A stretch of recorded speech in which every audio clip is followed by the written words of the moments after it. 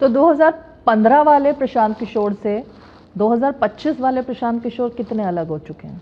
देखिए, अलग तो व्यक्ति के तौर पर आप हर दिन जब आप कुछ सीखते हैं, कुछ लर्न और रीलर्निंग की जो प्रक्रिया है, अगर आप सजग व्यक्ति हैं तो हर दिन you learn and unlearn something. जो चीज़ आपको पहले से मालूम है, अगर वो गलत है तो आप उसको छोड़ते हैं, फिर नया कुछ सीखते हैं।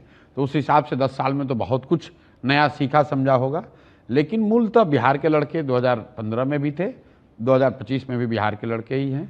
2015 और 25 में मूल फर्क ये आया है कि 15 में हमारी सोच ये थी कि बिहार में नीतीश कुमार एक अच्छा काम कर रहे हैं, बिहार में सुधार होना शुरू हुआ है, तो बिहार के होने के नाते मुझे नीतीश कुमार की मदद करनी चाहिए ताकि सुधार का वो की प्रक्रिया चलती रहे।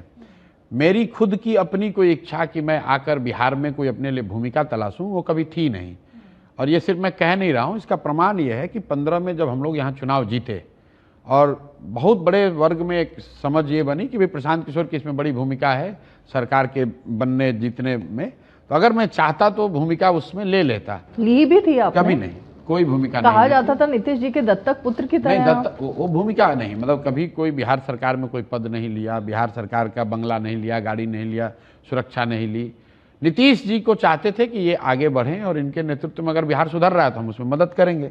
मैं जो काम लेता हूँ उस काम को कंप्लीट करता हूँ, उसके बाद में उस वहाँ रहने का कोई मतलब नहीं है। मैंने अगर कोई मान लीजिए जगन मोहन रेड्डी के साथ काम किया या अमरिंदर सिंह जी के साथ काम किया, वो चुनाव जीत गए, सरकार उनकी बन गई, अब मैं वहाँ मेरे रहने का कोई औचित्य नहीं है। अगर मैं वहाँ रहूँगा तो I will become a glorified taut या फिर extra non constitutional power centre.